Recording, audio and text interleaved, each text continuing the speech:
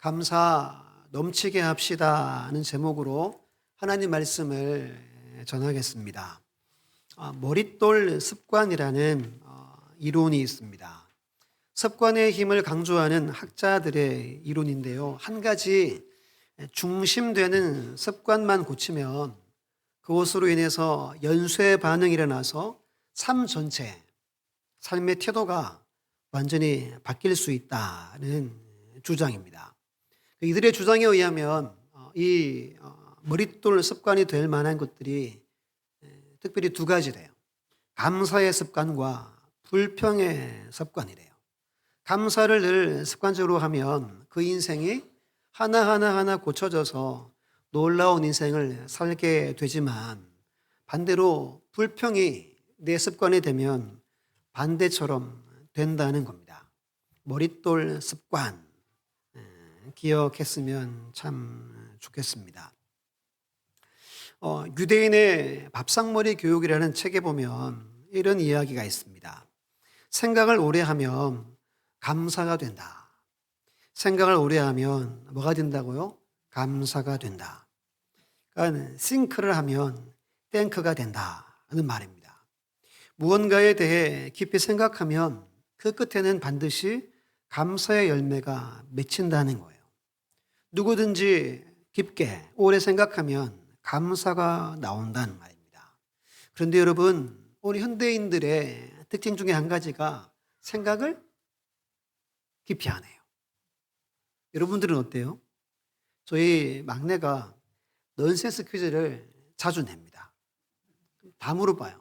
누나들 물어보고, 엄마 물어보고, 아빠 물어보고, 정말 다 물어봐요. 그러면 생각을 깊이 할까요? 별로 안 합니다. 답답하니까 그래, 답이 뭐야? 뭔데? 막 물어봅니다. 에이, 헐, 재미 하나도 없네. 이렇게 이제 바로 이렇게 끝나버려요. 근데 여러분, 생각을 깊이 하면 이 넌센스 퀴즈도 의미가 있을 때가 있습니다. 제가 몇 개 적어 올라다가 제가 재미없을 것 같아서 안 적어 왔습니다. 생각하면 생각이 감사를 낳는다는 것도 꼭 기억하셔야 됩니다. 이런 이야기가 있습니다. 본질과 근원을 잊어버리면 사람들은 감사를 하지 못한다. 사람의 생각에 따라 불만이 감사로 바뀌고 한순간에 감사가 불만으로 바뀔 수 있다. 생각하기에 따라 감옥이 되기도 하고 수도원이 되기도 한다.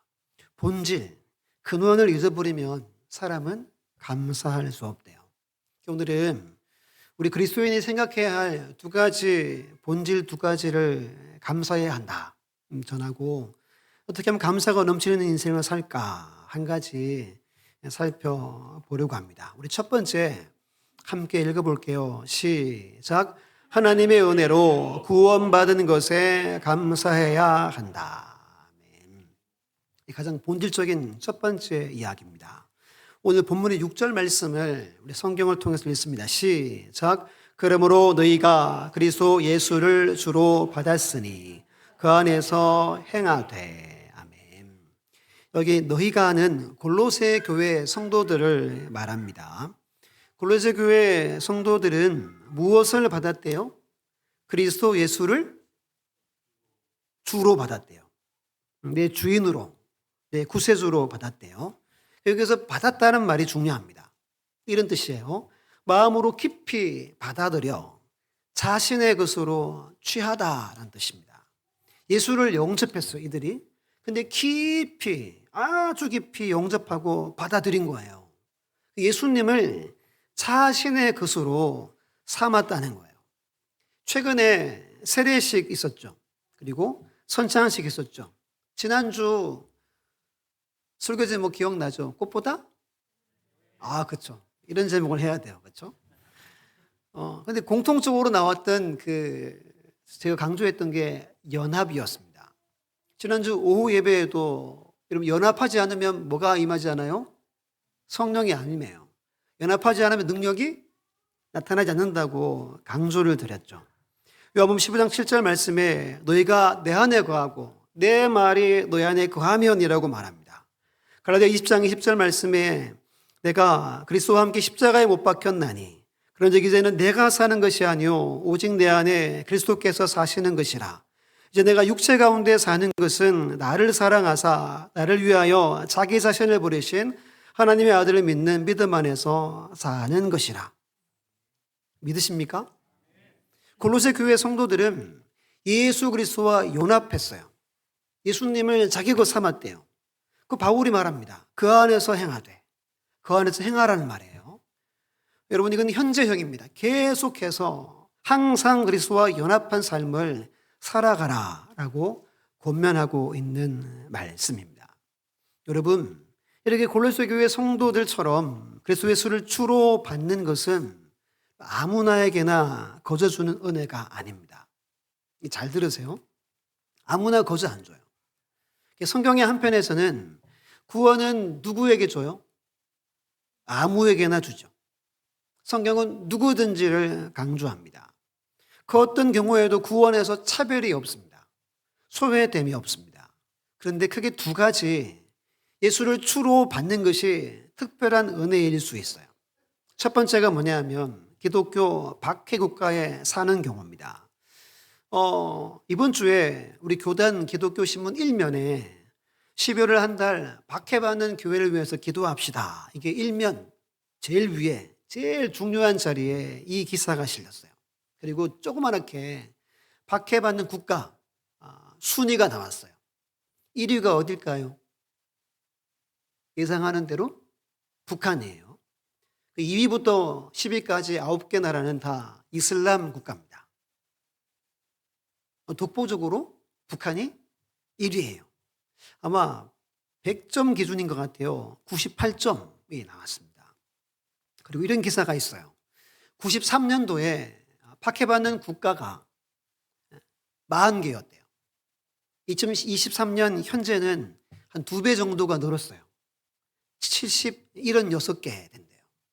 왜 좋은 세상인데 박해받는 국가가 늘어날까? 이런 생각이 조금 들었어요. 그러면서 기사 중에 세계 기독교인 7명 중에 1명은 매우 심한 박해와 차별을 받고 있다라는 기사가 일면에 실렸습니다. 여러분들이 예수 믿는 거 거저 받은 거 아니에요. 그냥 준 거 아니에요. 얻어 걸린 거 아닙니다. 두 번째는 구원의 은혜를 거부하는 경우입니다. 우리나라도 여러분 10명 중에 9명 이상이 예수님을 거절했어요. 거부하고 있습니다. 우리 화면을 통해서 여호수아 11장 20절 말씀을 함께 읽어볼게요. 시작. 그들이 마음이 완악하여 이스라엘을 대적하여 싸우러 온 것은 여호와께서 그리하게 하신 것이라. 그들을 진멸하여 바치게 하여 은혜를 입지 못하게 하시고 여호와께서 모세에게 명령하신 대로 그들을 멸하려 하심이었더라. 아멘. 잠깐 띄워놓으시면 중간에 은혜를 입지 못하게 하셨대요. 하나님이 입지 못하게 했대요. 마음이 완악해서 이스라엘과 싸우게 했대요. 이렇게 말하면 여호와께서 그리하게 하신 것이라. 여러분, 하나님이 은혜를 입지 못하게 하고 마음을 완악하게 하시는 분입니까? 왜 아무 반응이 없어요? 아니에요. 그런 하나님이 결코 아닙니다. 디모데전서 2장 4절에 이렇게 말하죠. 하나님은 모든 사람이 구원을 받으며 진리를 아는 데 이르기를 원하신다. 믿습니까? 하나님 모두가 구원받기를 가장 원하세요. 근데 이런 구절도 있어요. 보여주시면 디모데후서 2장 25절에 거역하는 자, 반대하는 자입니다. 복음을 거절하고 나 예수 안 믿어, 예수 없어 하는 사람들을 온유함으로 부드럽게 계속 훈계하고 대하라는 거예요. 혹 하나님이 그들에게 회개함을 주사 진리를 알게 하실까 하며, 심지어 반대하는 자들도 하나님은 오늘 우리를 통해서 온유함으로 훈계를 하래요. 왜죠? 구원받을 수 있다는 거예요. 우리 성경을 두 번 찾을 텐데요. 로마서를 찾아보겠습니다. 로마서를 찾아서 로마서 그대로 두시면 돼요. 이따 8장도 볼 겁니다. 로마서 1장 28절을 찾습니다. 1장 28절.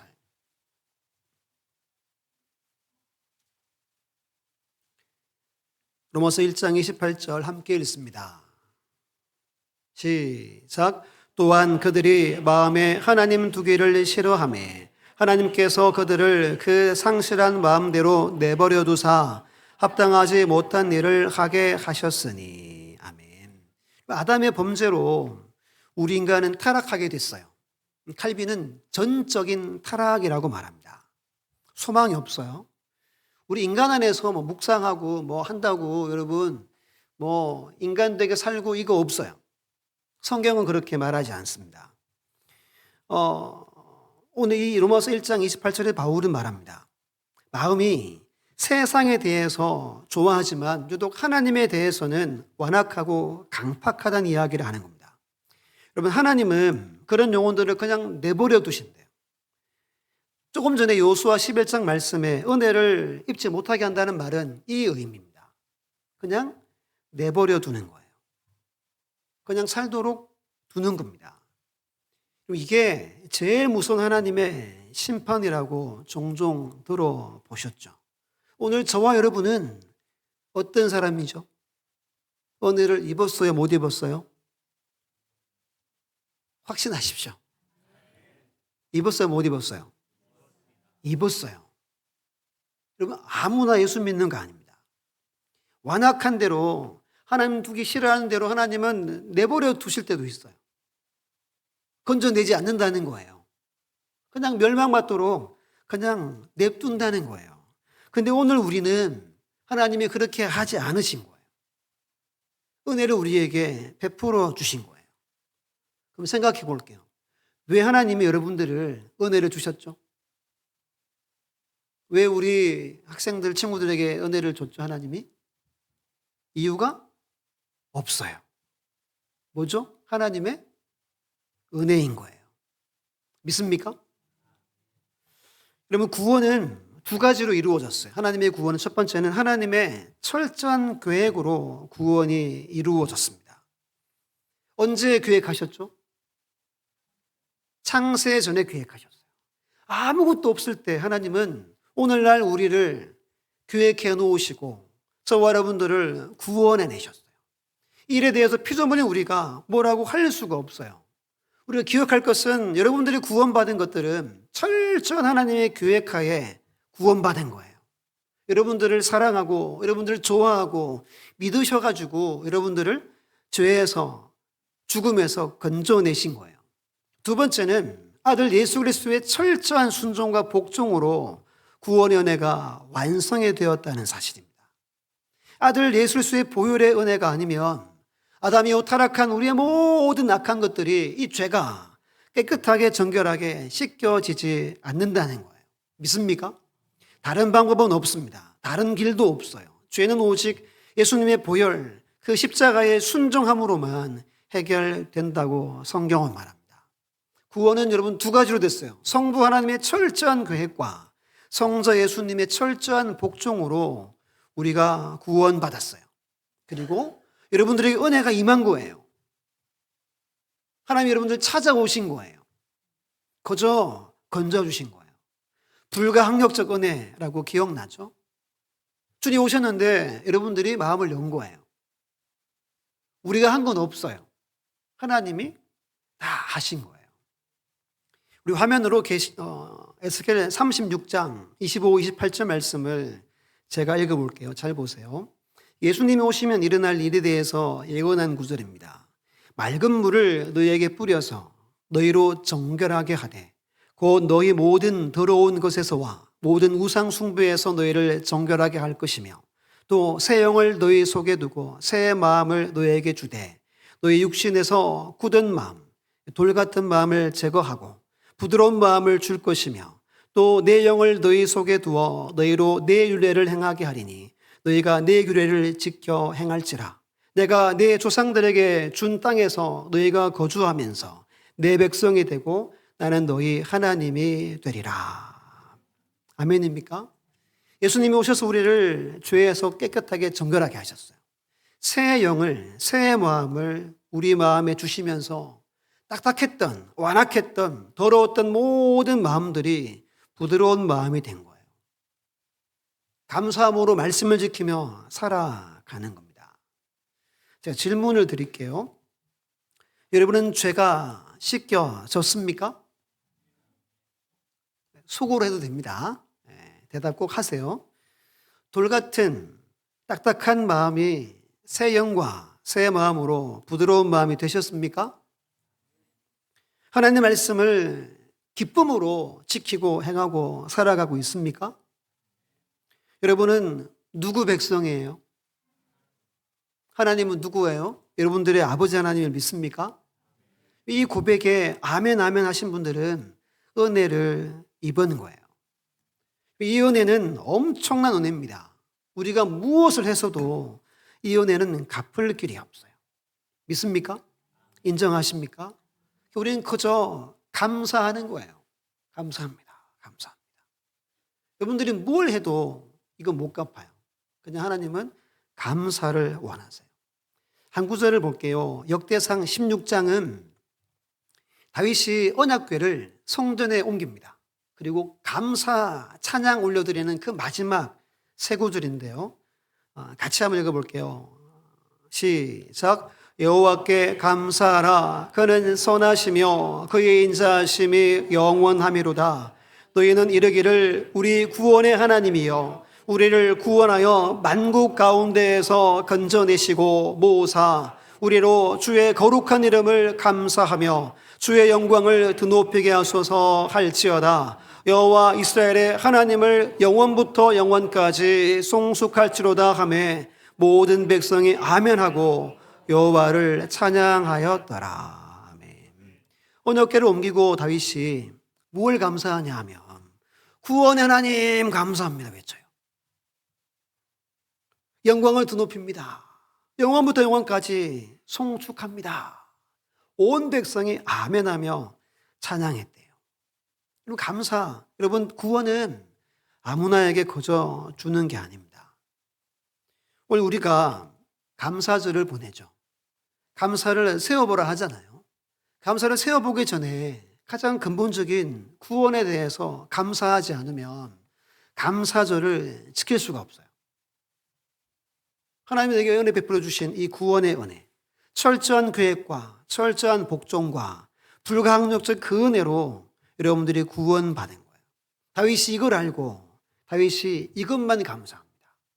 다윗처럼 구원하심에 감사하는 여러분들의 모든 삶이 되시기를 예수님의 이름으로 축원합니다.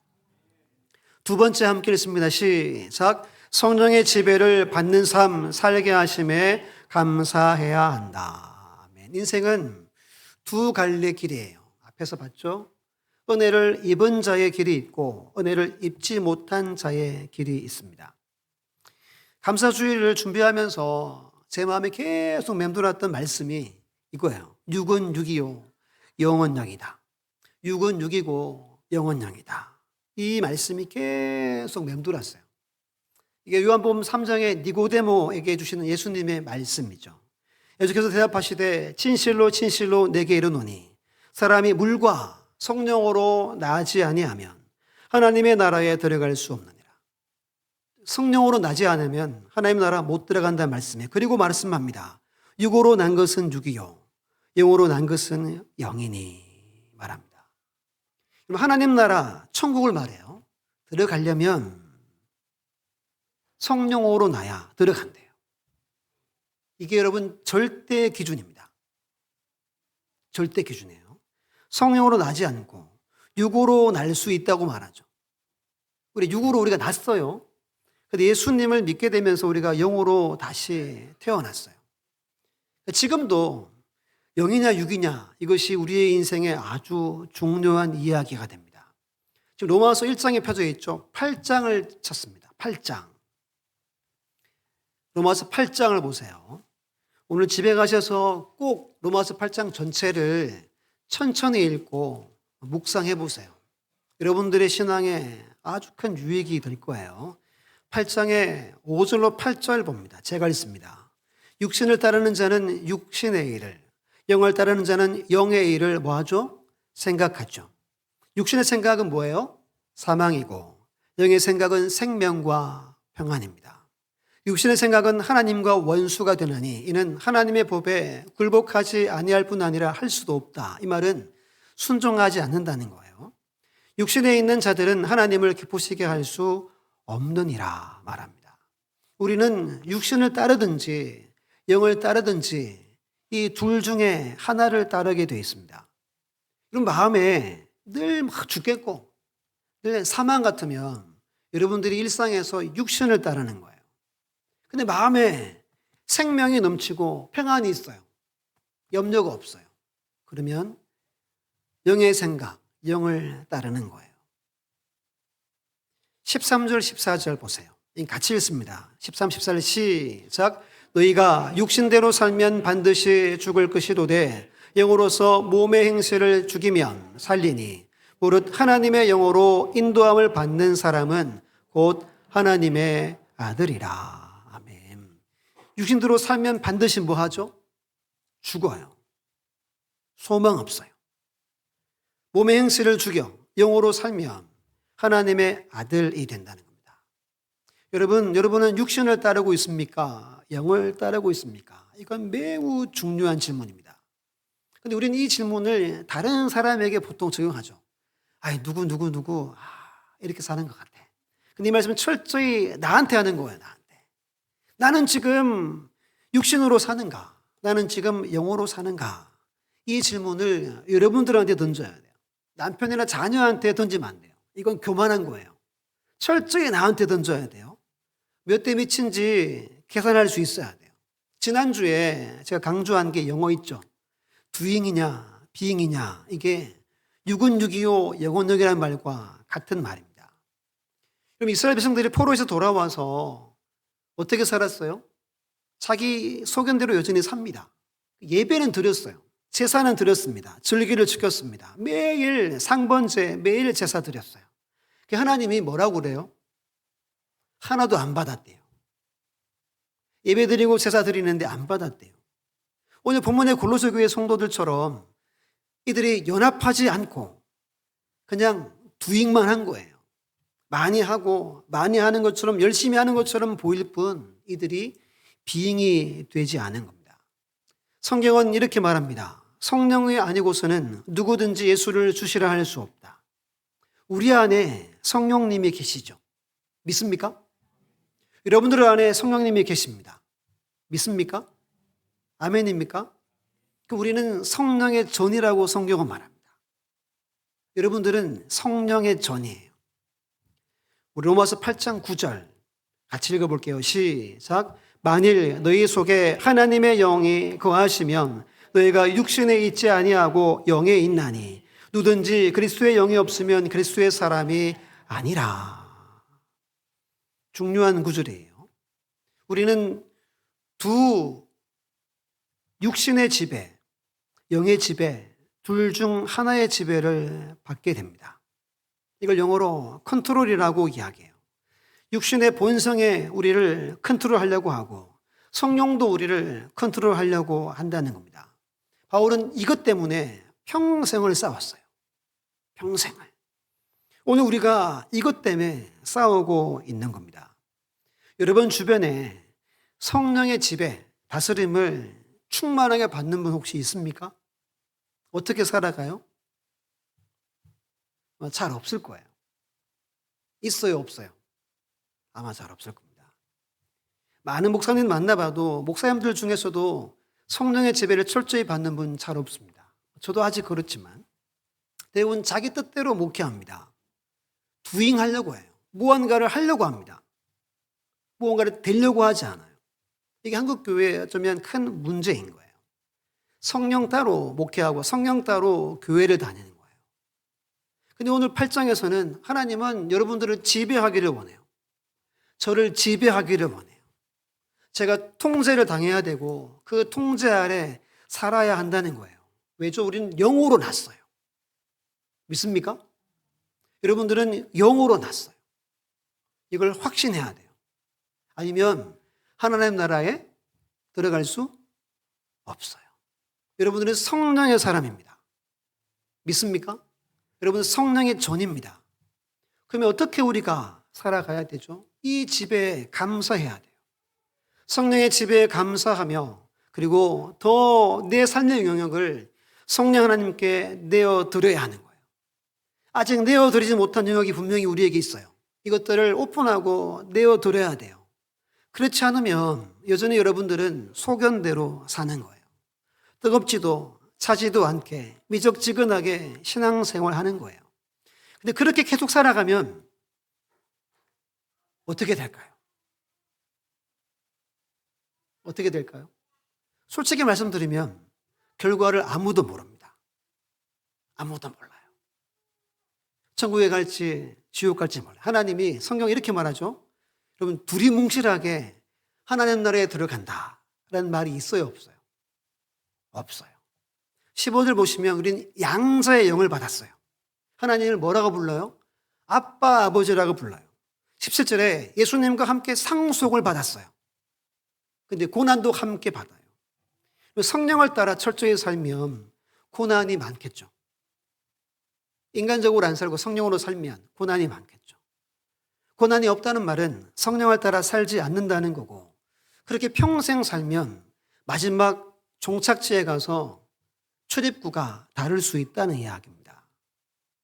하나님 나라와 별개로 살 수 있다는 거예요. 우리가 성령의 지배를 받는 건 철저한 하나님의 은혜요, 하나님의 사랑과 성령의 역사예요.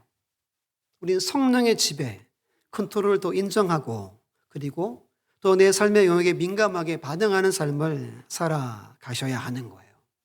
한번 따라합니다. 육은 육이요, 영은 영이다. 꼭 기억하세요. 여러분들은 영으로 살아야 돼요. 영을 따라 살아야 돼요. 영의 지배를 받아야 돼요. 이것에 정말 진정으로 감사할 수 있는 우리 교회와 우리 모두가 되시기를 예수님의 이름으로 축원합니다. 두 가지 가장 본질적인 것을 나눴습니다. 구원의 은혜에 감사해야 하고 성령의 지배받는 것에 철저히 우리가 감사해야 돼요. 그러면 어떻게 하면 감사가 넘칠까? 우리 세 번째 함께 했습니다. 시작. 넘치는 감사의 비결은 자족이다. 자족이에요, 자족. 다시 본문에 와서 7절 말씀 함께 7절 읽어볼게요. 시작. 그 안에 뿌리를 박으며 세움을 받아 교훈을 받은 대로 믿음에 굳게 서서 감사함을 넘치게 하라. 그래서 넘치게 하란 말은 아주 많아가지고 넘친다는 거예요. 예를 들면 이렇게 비가 많이 와서 장마 때 강물이 어떻게 돼요? 제방을 넘치려고 하는 것처럼 그 단어를 씁니다. 어떻게 하면 감사가, 내 마음의 감사가 이렇게 넉넉하고 넘치게 될까요? 앞에 세 가지를 말해요. 예수님 안에 뿌리를 박아야 되고, 예수님 안에 세움을 받아야 되고, 교훈, 가르침을 받아 믿음에 굳게 서서, 이 말은 신앙생활 한다는 거예요. 믿음 생활 한다는 거예요. 그러니까 예수님 안에 뿌리 내리고 예수님 안에 세워져서 예수님의 가르침을 받아 믿음으로 살 때 감사함이 넘친다는 거예요. 저와 여러분들이 감사함이 못 넘친다는 말은 이 앞에 세 가지가 안 된다는 거예요. 그러면 마지막으로 한 번 더 우리 빌립보서 말씀 찾습니다. 이 말씀 나누고 이제 마무리할 텐데요. 빌립보 4장 11절 13절 볼게요. 빌립보 4장 11절 13절 천천히 함께 읽습니다. 시작. 내가 궁핍함으로 말하는 것이 아니니라. 형편에든지 나는 자족하기를 배웠노니 나는 비천에 처할 줄도 알고 풍부에 처할 줄도 알아. 모든 일 곧 배부름과 배고픔과 풍부와 궁핍에도 처할 줄 아는 일체의 비결을 배웠노라. 내게 능력 주시는 자 안에서 내가 모든 것을 할 수 있느니라. 아멘. 아주 잘하는 구절이죠. 바울은 말합니다. 나는 자족하기를 배웠습니다. 일체의 비결을 배웠대요. 근데 두 가지 배웠다는 단어가 좀 다릅니다. 첫 번째 11절 배웠다는 말은 경험으로 이 인생을 살면서 때로는 풍부하고 때로는 배고프고 그 경험을 통해서 배웠다는 겁니다.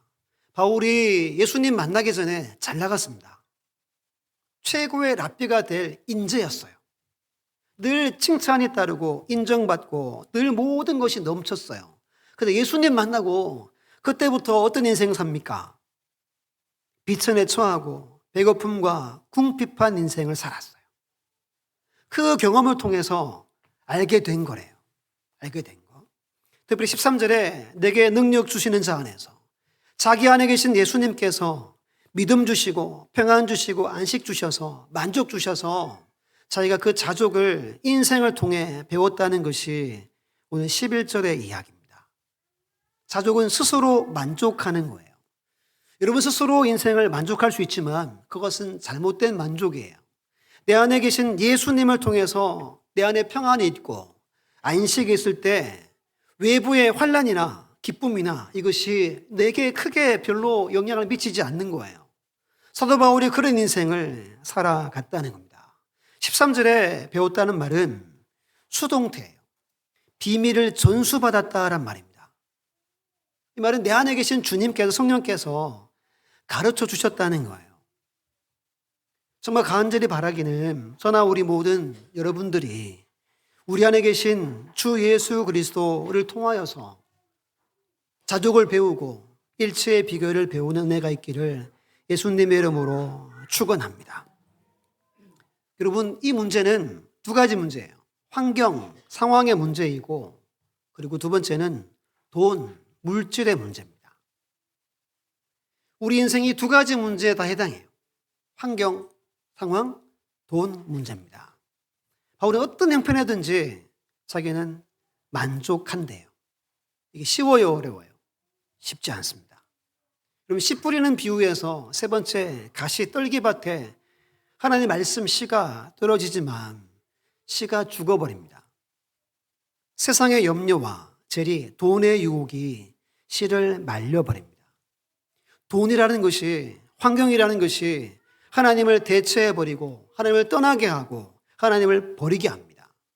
만몬, 돈을 만몬이라고 그러죠. 신이라고 이야기합니다. 믿는 성도인 여러분에게서 말씀의 은혜와 하나님의 능력을 빼앗아가는 것이 환경과 돈의 위험입니다. 열매를 맺을 수 없고 성숙의 열매를 우리가 나타낼 수 없어요. 적당히 타협하고 살고 하나님의 능력을 전혀 별개로 무능력한 삶을 살고 하나님의 자녀의 권세를 누리지 못하고 세상의 환경에 상황에 지배받으며 비참하게 살아가는 겁니다. 자족하지 않으면 여러분 지금처럼 계속 사는 거예요. 요즘에 제가 많이 듣는 목사님 설교가 박영선 목사님 설교를 자주 듣습니다. 달라요. 설교가 달라요. 같은 성경인데 이게 달라요. 이미 은퇴하셨는데 영상들이 많이 있거든요.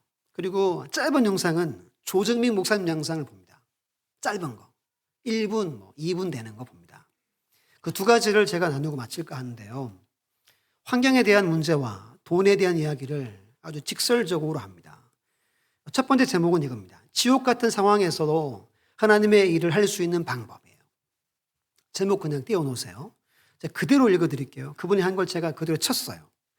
오해를 받아서 감옥에 가든 노예로 팔려 가든 이것이 중요하지 않다는 말이에요. 성경은 그런 상태를 놓고도 형통하다, 석세스풀하다고 말합니다. 이게 말이 됩니까? 여러분이 요셉이면 어떻게 하겠어요? 첫째, 탈출한다. 가서 형들을 다 죽인다. 하나씩 복수한다. 둘째, 포기한다. 노예로 산다. 셋째, 자살한다. 그게 세상 사람들이 살아가는 방식이에요. 근데 요셉이 그 상황에 안 묶인단 말이에요. 왜냐하면 하나님과의 관계에 내가 묶여있기 때문에 그 상황이 나를 지배하도록 내버려 두지 않았어요. 그래서 노예로 살아도 노예가 아닌 거예요. 우리는 다 노예로 살고 있어요. 그러나 요셉은 노예라는 신분에도 불구하고 노예로 살지 않아요. 그 상황에 묶이지 않는단 말이에요. 그래서 그는 감옥 안에서도 하나님과 대면하여 하나님의 일을 하고 사는 사람이 된 거예요. 여러분, 우리는 지금 다 노예로 산대요. 이분의 이야기로. 맞는 것 같죠? 우리 하나님께 묶여 있는데 우리의 환경과 상황에 지배를 받는 대로 내버려둬요. 두 번째는 돈에 대한 이야기입니다. 제목이 경제적 자유를 꿈꾸나요입니다. 잘 들어보세요.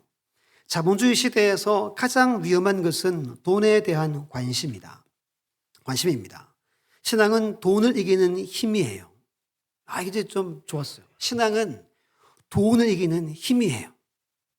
성경에 돈 이야기가 많이 나옵니다. 그러나 결국 결론은 무엇인가요? 돈과 하나님을 동시에 그렇게 생각하지 말라는 거예요. 이 시대를 살면서 돈을 이기는 힘을 제발 믿음으로부터 찾을 수 있기를 바랍니다. 그러니까 돈을 이기는 힘을 돈에서 찾기 시작하면 이미 빗나간 거예요. 돈을 더 많이 벌어서 돈으로부터 자유하겠다. 그런 일은 없습니다. 결국 신앙은 돈을 이기는 싸움이에요. 말합니다. 신앙은 돈을 이긴대요. 이 두 가지가 우리에게 정말 많은 교훈을 줍니다. 우리는 특별한 은혜로 구원받았어요.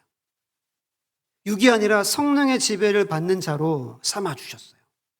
우리는 환경의 돈에 우리의 모든 것들을 지배권을 다 넘겨주고 삽니다.